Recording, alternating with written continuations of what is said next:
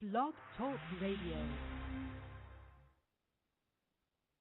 This is BR on the World, today on the 19th day of August 2013, as we move into this week, the first program of this week for our international edition from the people that bring you Bostonred. Nonetheless, as they say, look out on the U.S. and onto the world here from Boston. The former president of Egypt, Mohammed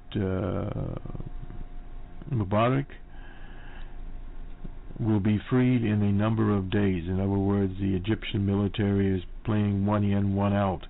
Mohammed Morsi is in detention. Mohammed Mubarak will be freed after charges are dropped, which brings about some conspiratorial connections between this particular coup, as we at this mic had felt from the very beginning that this thing was staged. No doubt there were some problems with the Morsi government, but not to the extent that they were perpetrated on the people. This thing was organized, and no doubt organized with money from the Emirates and various other people. We're talking about the demonstrations that brought about the climate that the military stepped in and deposed President Morsi. People were organized, again, via social networks, etc., and were in the streets. Some of these people were military supporters of the old President Mubarak. Others were in the so-called secular society. They also mobilized the Christian or Coptic community. And all of these communities came together under a loosely formed leadership, but we never really understood who was behind the leadership. And of course it was portrayed in the West as getting rid of a tyrant, and it lingered that way in the news in the Western capitals for many days until basically the first leakage was when the U.S., one of the primary sponsors of this regime under the General al-Sisi, the U.S., they sent President Obama, sent John McCain there, and Senator Graham to conservative Republicans to talk to this high military council, quote unquote, and the word finally leaked out: coup d'etat, a coup. So thus the government was overthrown, and there's an interesting series. It was on the BBC, a little short one, but of what has happened in Egypt in various instances. Now, under Abu Nasser, the Muslim Brotherhood was blamed for, quote-unquote, an attempt assassination, but Abu Nasser was an Egyptian nationalist. He spearheaded the organization of African Unity, and any assassination plots around him were orchestrated by the colonial powers, i.e., the UK and various others, and of course the US, as they were at the time meddling in Iran, and the overthrow there of Mossadegh was the same basic playbook they had been using, and they used the playbook again in Egypt. They, of course, prior to that, they used it in Libya with the assassination and overthrow of Colonel Gaddafi and his government. And now the Libyan government is still in chaos there. There is really honestly no government in Libya. In Benghazi, it's just a lawless land there. Much was made of the assassination of the ambassador Stevens from the U.S. in Benghazi. But in actuality, Benghazi is a lawless place. Various gangs there are hired by various elements. There are intelligence agencies there from the UK, France, the Mossad, the CIA, you name it, they're all there. That was the primary reason that the quote-unquote facts of Ambassador Stevens' murder were never fully made public. They could not be made public. They were classified like Area 51. We'll have more of that in a minute. But these are the kinds of things that do in fact happen, and they're reoccurring. But there are holes in it. Now Mubarak is overthrown for reasons of the quote-unquote Arab Spring, to satisfy the yearnings of the people to have quote-unquote a better life. Well, they never got a better life. What they got was chaos and struggling there. Now the number one element, of course, tourism, that's on hold. They're being propped up by the Emirates, $15 billion or more. They will prop them up for a while. The military is living lavishly. They have their own industries. They're in automobiles, they're in housing, you name it. So they will not be in breadlines. But other people there, commerce in many places stopped until just recently here. Go to our focus story here, the plight of David Miranda. He was detained in the UK at Heathrow Airport. He is the partner of Glenn Greenwald. He's the reporter that was at the center of the Snowden releases of various things. So in other words, the UK being in bed there, they grab him as he's coming through Heathrow on his way back to his native Brazil. And they interrogate him for 9 hours. He's a young man, so therefore it's easy to intimidate a young man. He is Brazilian and lives in Brazil with Greenwald. His partner, he's in Buenos Aires. Nonetheless, this is an interview here. We'll cover it, and then we'll go to a little bit of the production that I produced with Jerry Pippin last night. It'll be aired tonight on his channel. You can go to jerrypippin.com and find that for the full production. But it centers around Area 51, which is in the desert. They called it Greenland. It's a CIA / military operations, indistinguishable between the two, but we'll refer to it as the CIA / NSA. But nonetheless, this is the first interview here on Miranda returning to Rio de Janeiro. It's a purely international story. Miranda said the authorities in the UK had pandered to the U.S. in trying to intimidate and force him to reveal the passwords to his computer and mobile phone. They were threatening me all the time and saying I would be put in jail if I didn't cooperate. They treated me like I was a criminal. Well, in the eyes of the U.S., this young man has to understand, and their cohorts in the UK, he is a criminal. Or someone about to attack the UK is exhausting, frustrating, but I knew I wasn't doing anything wrong. Of course, Miranda is a Brazilian national there. He was held for the maximum on the Schedule 7, that's a 2000 so-called terrorist act. I was in a different country with different lawyers in a room with several agents coming and going who kept questioning me. I thought something could happen. I thought I might be detained for a very long time. Well, it's part of the business. He was on his way, of course, back from Berlin. One of the things these people have to understand, their travels and their person are under continuous surveillance at this level. There's no doubt about that. His carry-on bags were searched, and he said police confiscated a computer, 2 pen drives, an external hard drive, and several other electronic devices, including a game console, the one even Xbox, as well as 2 newly bought watches and phones that were packaged and boxed in his stored luggage. They got me to tell them the passwords for my computer and mobile phone, he said. They said I was obligated to answer all their questions and use the word prison and station all the time. It was clear why those took me, because I am Glenn's partner, and because I went to Berlin, and because Laura lives there.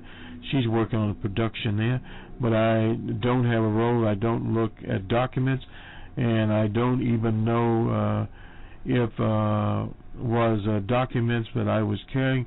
It could have been for the movie that Laura's working on. Miranda was told he was being detained on the terrorist act. Well, that was natural. He was being detained on that. He was offered a lawyer and a cup of water, but refused both because he didn't trust the authorities. The questions, he said, were relentless about Snowden and, of course, Greenwald Patras, and a host of other apparently random subjects. Well, they tend to do this. His first drink was a Coke. Billionaire Buffett would be happy about that, from a machine on his way out. He was kept there 9 hours, unable to immediately find a flight back to Rio. He said Heathrow police then escorted him to passport control so he could enter Britain and wait there. It was ridiculous, he said. They treated me like a terrorist suspect. Well, that is part of the game.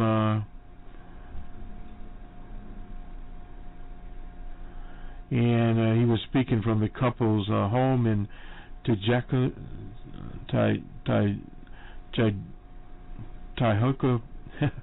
Forest in Brazil. I said it was awesome to be back. No doubt he is. So thus a blow was struck for many, many things here, including marriage equality. We gave Mubarak's freedom. Now the CIA has finally admitted, they've long lied about this, the role in the coup that overthrew President Morsi. This was in 1953. Mohammad Morsi was overthrown. He was in Iran, and that brought about the Shah. We'll have more of this on Bostonred tomorrow morning, as we'll have time to cover this. Britain, and particularly Anthony Eden, the foreign minister, regarded Mossadegh as a serious threat to them. So in other words, these people have been assassinating, overthrowing, and imprisoning democratic regimes forever. For literally 60 years, starting there and before that. Nonetheless, that is the news. On to a little bit of Jerry Pippin. This is Bostonred for the news in 10 on BR on the World, our international program, on the 19th of August, 2013. Good day.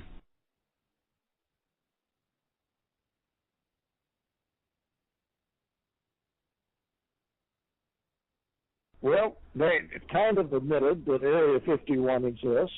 They didn't go into great detail. They didn't talk too much about it. Hi, I'm Jerry Pippin, and I thought we'd do a little discussion about Area 51. You know, it started originally with the CIA. They called it Dreamland, and it's up by Rachel, Nevada, and they've been super secret about it for a long time.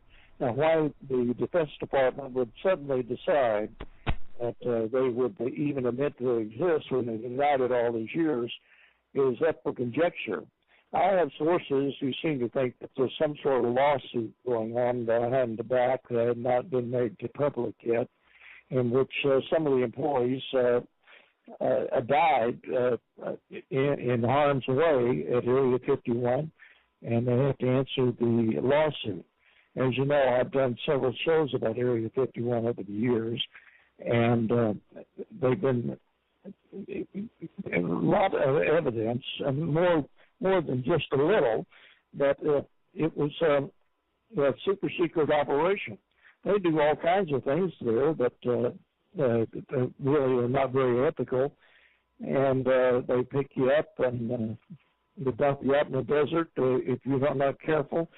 They have people with the Jeeps that monitor everybody, come up right up on them.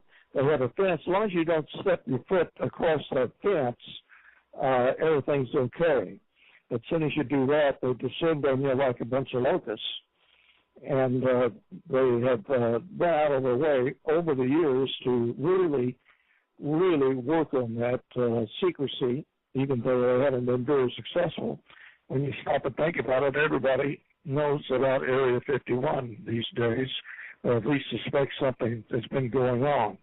We have done many, many shows on Area 51, and remember originally when I was in Las Vegas broadcasting on KBEG, Bill Goodman, another talk show host, chartered a bus and took a bunch of people up to Area 51 to Groom Lake, which overlooks the facility.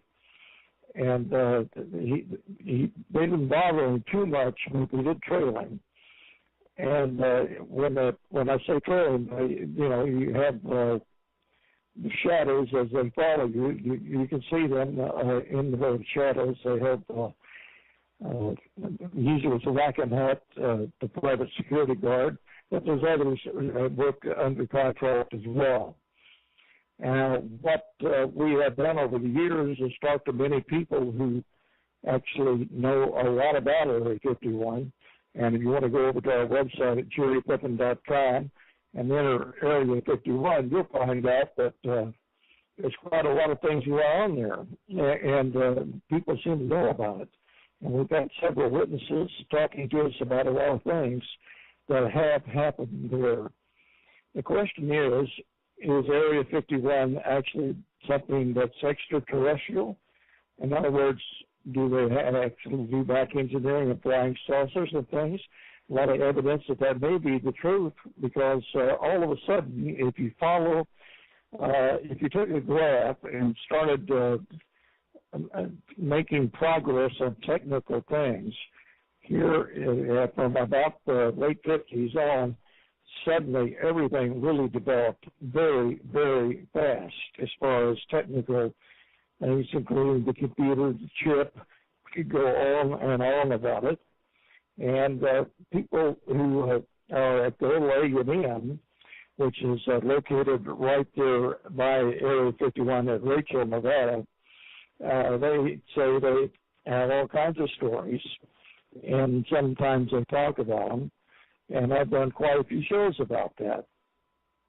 And I don't really have time to get into all the details on this show, but I thought it would be remiss if we didn't get on and talk about the fact that Area 51 now at least has been acknowledged that exists. The Defense Department in the release basically said a little bit about it, and admitted it, which is something that they hadn't done before, but they haven't gone into any details, and they're probably not going to unless we keep prying and digging things open.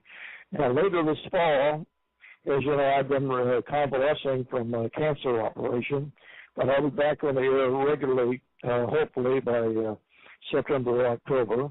And when I am, we're going to do quite a few in-depth shows on Area 51 and the facilities there, because all of a sudden, what was old news suddenly is going to become new news again, because of what happens on these things is when somebody acknowledges officially, even in a kind of a clandestine way where they do it, not giving any details, usually that's a crack that opens the door and people begin to talk. Now, there have been many people that have come forward over the years who say that they have seen flying saucers, they've seen extraterrestrials. I'd like to really call attention to the Dan Bush story, which is on our website. Now, Dan Bush is a man who was educated at UNLV and quite a little wizard as far as physics, and he was hired by them, the Navy, to go over to Area 51. Now, I talked to his mother and dad about it, and I talked to a lot of people. A lot of people have gone after Dan Bush and, tried to paint him in a corner, as well as many of the others. And that's one of the techniques they use to discount these witnesses when it happens. But the fact is that his mom and dad insist that he would go out to Nellis Air Force Base right outside Las Vegas, get on an airplane, and fly into Area 51. And he would put on a Navy uniform at certain times, even though he really ran into a lot of trouble. They even went to so much trouble as to discount his physics degree even. And a lot of things about Dan Bush, and I've known him a long time and interviewed him many times, is the fact that he's a little skittish anyway. And it just opens up the way for people to suddenly discount a witness. This is the way they've always worked on top secret things. But for one time, the Defense Department now has admitted that Area 51 does exist. And as you know, if you listen to my shows on the Jerry Pippin Show, that we've done many, many shows with many witnesses, including Bob Lazar and others, who say they worked at S4, which is a ground level, underground level base, secret base there at Rachel, Nevada, or very close to there, out in the middle of the desert. The facilities were developed originally by the CIA. They called it Dreamland, and they have developed quite a few secret projects, regular defense weapons. Interestingly enough, there's some evidence that Dr. Dan Bush might have ended up working a little bit on biological warfare too, and that may be another reason they have discounted him as much as they have. Now, a lot of his, I think probably I need to get into a little detail here, because you got to understand why and how they discount people who try to build secret projects. Dan Bush, when he became public, the first thing that happened to him in Las Vegas, Nevada, where he lived, was he went into his apartment one evening after he got home from work, and there was a man behind the door with a hypodermic needle, got him in the neck, and injected something. Now, Burris managed to get to the phone and call his mother. His mother came over and saw that he was laying flat on the floor, passed out, and they rushed him to Desert Springs Hospital. Now, we checked with Desert Springs Hospital. There's a record that he was there, and ever since that event happened, Dan suddenly became talkative about things that were almost impossible.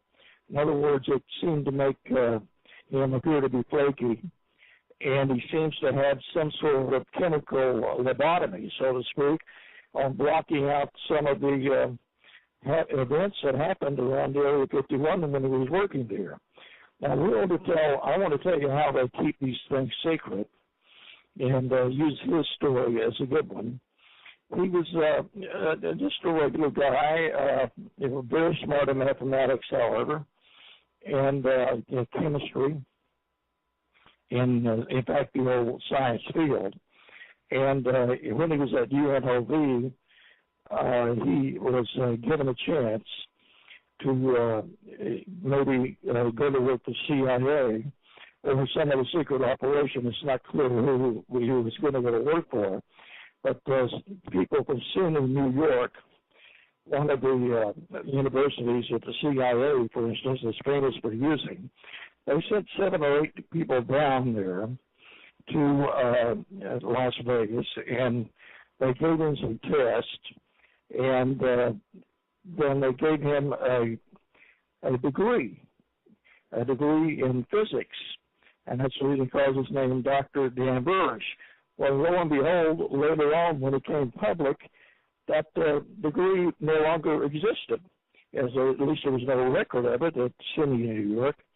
And this is a university out in Long Island where the CIA and the Defense Department use extensively to train people. And so then came the basic discrediting movement that they're famous for, in which most people drew the conclusion that Dan Bush was crazy. And unfortunately, he did do some irrational things. And you understand why all of a sudden we wouldn't pay attention to him. He couldn't even get a job in his degree, so he went to work in Las Vegas as a security guard at the Sahara Hotel originally, then a couple of other hotels later. And then finally got a job at the state of Nevada. And at that point, he met his first wife, Debbie. And a lot of people say that Debbie, who was a client, in other words, she was on parole, was actually a CIA plant and a handler, I guess would be the best way. Bush says that it's not the CIA. He says it's a group called Majestic 12, a group that formed, evidently, according to Stanton Friedman and others who have actually gone into detail about it, formed to keep Roswell secret. And it's made up of 12 people, and the members change over the years. In fact, the name has changed over the years many times. Harry Truman, the president at the time, is the one supposedly who started this because he wanted to get it away from the military, and he wanted to get the extraterrestrial assignment away from the CIA even. He wanted an independent panel. Now, this is unproven things. There's some evidence that proves it does exist and did happen, but once again, this is the way the government works. If you noticed in the recent headlines, when people are suddenly sort of talking like Bradley Manning and others,